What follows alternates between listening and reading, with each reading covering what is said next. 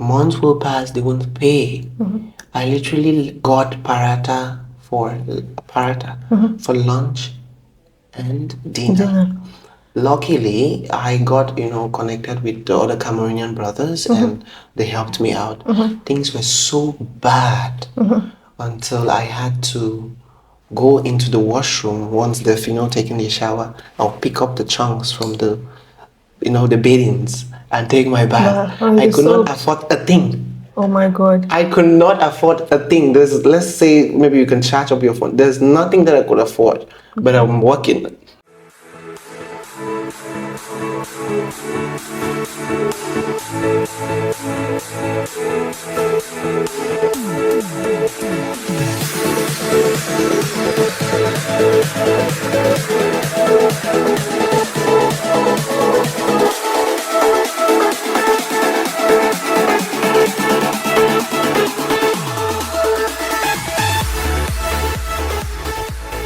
So I went to that Italian branch, and after I worked there for a while, they gave me a post of an assistant manager. Oh, nice. In an Indian milieu. That's great. Like I was shocked, and I'm like, this is the price for consistency, okay, and loyalty. However, while I was working with them, I picked up a course. Okay. Yes, and because I'm this kind of person who likes to talk, I like to communicate, I like to, meet with people. I don't just like to sit somewhere. No.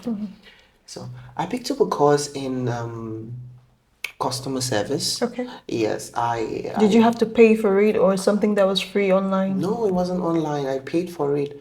And given my 16 hours job in the restaurant, yeah, my shift was 16 hours, sometimes 14. They don't even count the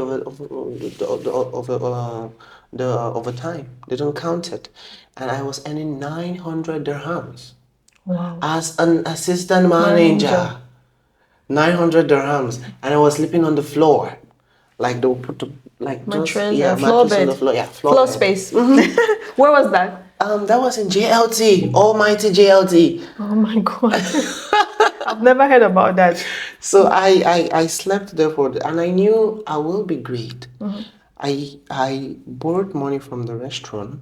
I got myself a laptop. Okay. Because I knew I just have to develop myself and leave this place. Yeah. So I got myself a laptop, went to, I took a course. Okay. And then I studied there for like 4 months or 5, I think. And I had to go for internship. Internship was very optional because so many people do not have that time. My mom was very persistent on me going for that internship. And internship was at Sharjah. Okay. Sharjah International Airport. All right. So for me to leave JLT to Sharjah, that's a long way. That's a long way. So I can say in like 48 hours, I usually sleep for like 4 hours because if I come back from work by 1 or 2, I have to get up by 5. That time I was so stressed, but I knew I'm going somewhere. Yeah. Yeah. And life was not that clean for me because in that 900 you have to pay your fees, you have to send money home, you have to feed, you have to get some basic things. And there was a time when I had flu. I can remember this. I had flu and I was in the lift. I had this rub on my face and I was like, it's since it brings out tears. Cheers, yeah. So this man just walked into the lift and he saw me. He went outside. He went to his car. I was going to work. And he's like, stop. Why are you crying? Things are hard. I went into character. I'm like, things are hard. No, things are hard and all that stuff. He's like, sorry. He removed some money and gave me. I'm like, thank you. God knows I did not scam that man. I just went into character. Simple. Yeah. So I think that was the only time someone has ever dashed me money. Yeah. Someone has ever dashed me money. But the end of the story is I went to school, got the certificate, did my internship. It wasn't as easy as I'm saying it. It wasn't. Sure, I understand. Yes, it wasn't. So after that, I started applying for better positions. Okay. Yeah. grateful to God, I got something under education. Okay. Yes, and that was another stepping stone for me to explore my career more. Yeah. I started working there, went back now for a degree. Okay. Yes, so I got my degree just recently, Perfect. and I think at this age, it's been it's been good. And guys, where he's working, I used to work there before. Trust me, he's Exactly. just telling you education sector. But it's a grand education sector, trust me. It's a very good university, okay? Like big university. I don't want to disclose where he works, but I've worked there before. Like the pay is great, the benefits great, health insurance excellent. Like everything is just given to you on a plate. Trust me. Yeah, so that's where you are right now. Oh, what about your living conditions? Did you queue in the line? Because normally you just came young. For us that have been here, like the 2014s, the 2015s, the 2013s, you hear people tell you they had to queue to take a bath. Did you experience that? Of course, I did. Where did you experience I that? did that. I think while working for the restaurant. Okay. Since we no, I really had a very bad time there while in the accommodation because we stayed like 15 of us in an apartment. Okay. So a very small apartment, like 15 people. Okay. So, and like 10 of them will have the morning shift, and we have just one bathroom.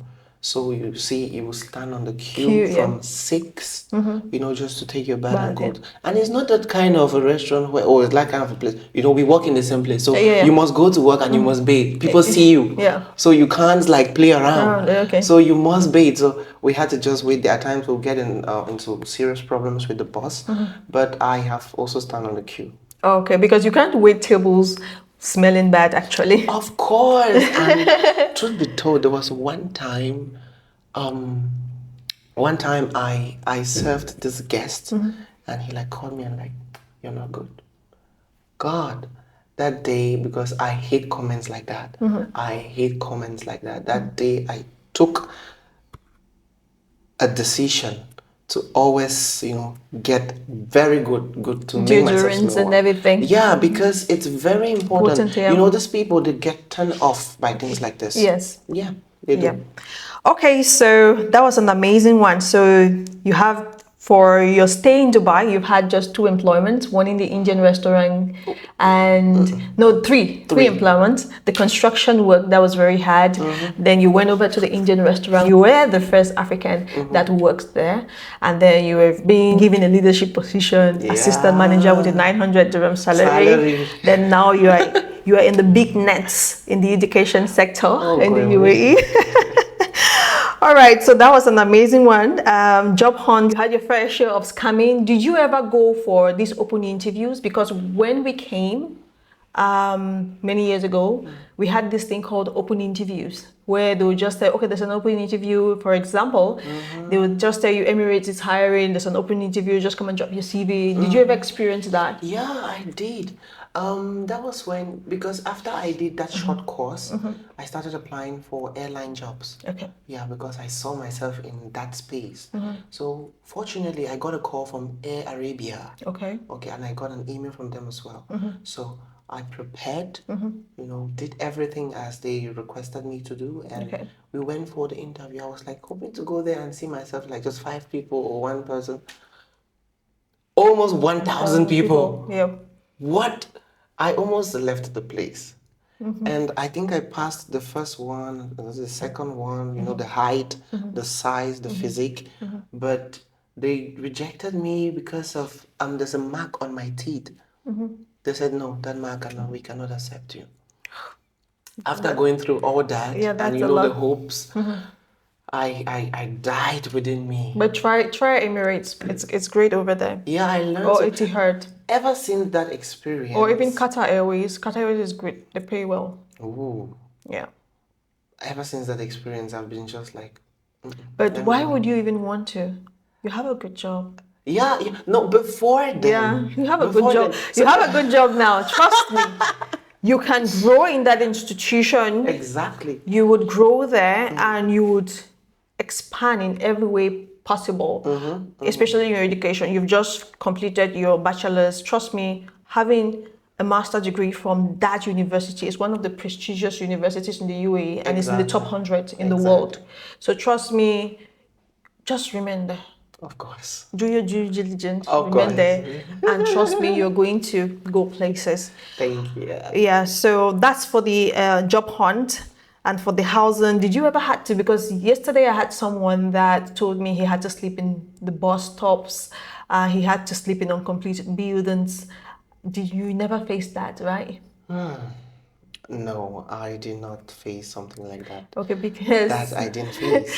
yeah, you slept No. on the floor. You had I yeah. had my fair share on the floor. Okay. And I was like, I was not happy about it. But when I went to Union, Okay. you know, the metro station. Yeah, yeah, close by. No, There's a park close some by. people they feel like they're suffering. Please just go there. You would be appreciative to God and you work harder. Yeah. Because it's quite unfortunate. The you see people without accommodation. They with their bags. But they still look happy. They still have hope. Yeah, so I didn't sleep on the road and all that stuff. Okay. So you also survived better. Okay. You've had your fair share of struggles in the UAE. Thank you. Can you define what success means to you? Because I know for sure that success means different things to different people. So I think success means growing in that aspect or in a career line, not just career, yeah? In that aspect of life which you love. Yeah. The people in real estate, which they didn't start just like that. They have grown. You see someone as a manager, they didn't hire that person as a manager. Yep. So I think success is if you're into customer service, you like to talk, you like to communicate. You won't remain in a restaurant because you see people there and you're talking. Okay? If you see yourself growing in education and in experience, trust me, you're succeeding and you're creating impact. Yeah.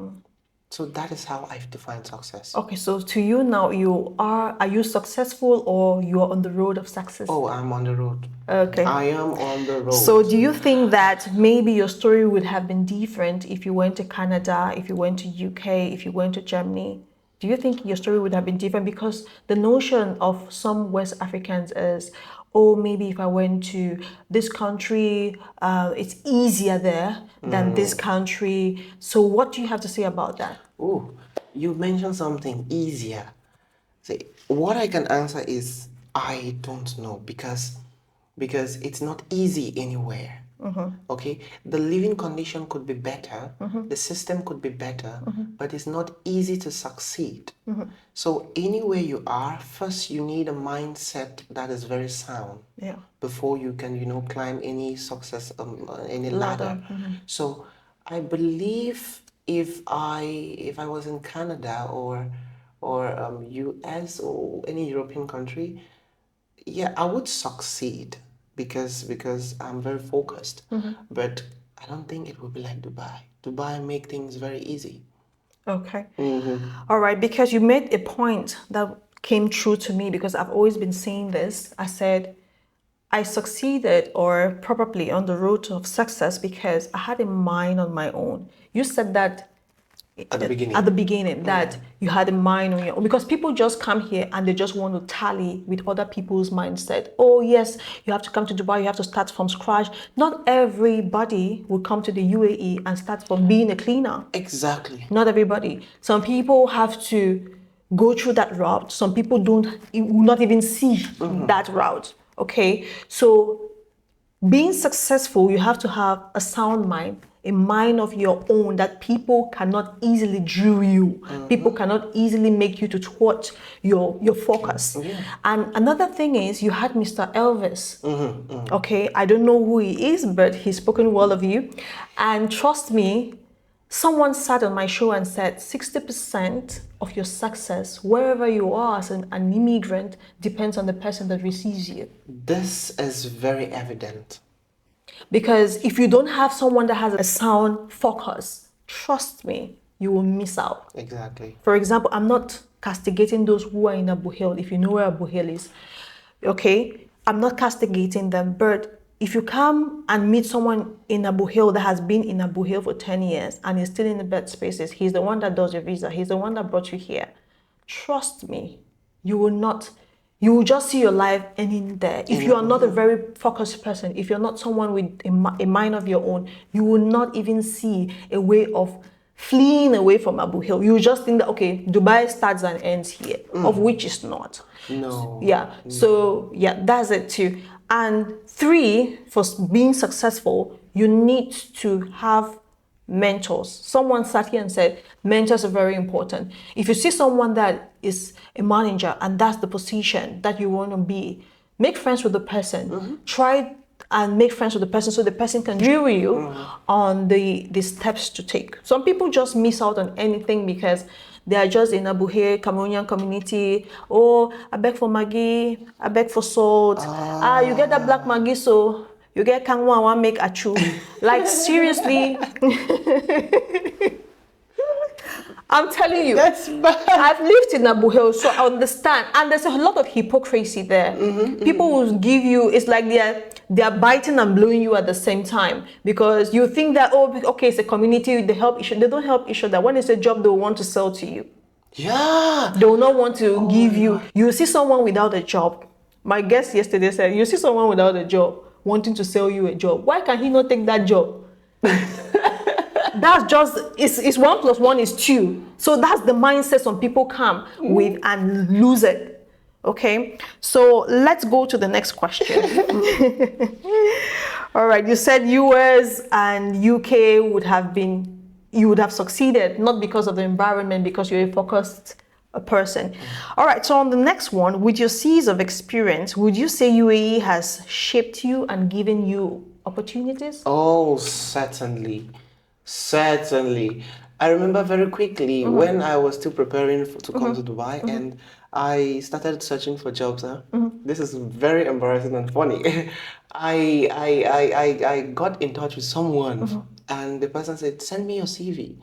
Do you know what I did? Still on WhatsApp, I was like, 1 year education in Chang, advanced level. So I didn't know how to do a CV. Can you imagine? So it was later on he didn't respond. So I'm like, why? So it was later on that I came to Dubai, saw the system, and I was so ashamed. I'm like, okay, That's why you lost it. Yes, that should be it because that's if you receive something like that in this person, You just be like, this person is not serious. yeah, you don't know anything. So Dubai has literally shaped me on how to, even make good communication, good connections, on how to sell yourself out there. Yeah. It has also, made me to get into systematic work, which is very important these days. So I think Dubai is just it. Yeah, It's because just- someone said, we Africans, especially the West ones, we complain, there's an issue of race. We always like to play the race card. You're working right now in an education sector, a very big one at that. And you were interviewed. No African was there when you were interviewed. And it was just an Australian and a Scottish yeah. that interviewed you. And they were so pleased with you that they gave you the job. Yeah. So while some people are playing the race card, some people are taking the bulls by the horn and running with it. And some other people are just like, they're saying, see, UAE is where you find a lot of people from diverse nationalities and cultures. You're applying for a job. A Canadian is applying for that same job. An Australian is applying for that same job. An American is applying for that same job. So what we lack is we don't have that mindset of making it work for us. We just think, okay, we just have to have it easy. No, you have to stand out. Yeah. In the UAE, you have to actually stand out before you can have something. And that's what we lack. I was saying that we don't have this required, some of us don't have the required skills, let's be honest. From our communication to our grooming, we don't have. Selling power is just... Yeah, but we expect that when we go for a job, they should choose us. You have to ask yourself in the mirror, why should I be chosen for this job I'm going for? before you even say anything to anybody. Yeah, let me just call you short quickly. Yeah. I'm so sorry. Talking about this grooming, huh? Before leaving that restaurant, which I was a manager there, I had a very good reputation, Yeah. a very good one. So if you can imagine an Indian boss, stepping me up to an assistant manager with over 90 Indian staff. Yeah. So I think I created a good reputation. So they asked me to bring someone to replace me as a waiter, and I recommended someone. First of all, he was 2 hours late, Okay. and my boss was seated there. She was very patient. Secondly, he wore this Cameroonian danshiki Okay. to an interview. Yeah. Or maybe I used to work where he's working presently and I did something that was really very bad. Did you think they would have given him the opportunity to work there? Of course not. Definitely. Because wherever I go, right, You represent. I represent. If it's to sit quiet, I will sit quiet. See, where I work, they don't even know I talk. People, when they saw me on the screen, they were just like, what is going on here?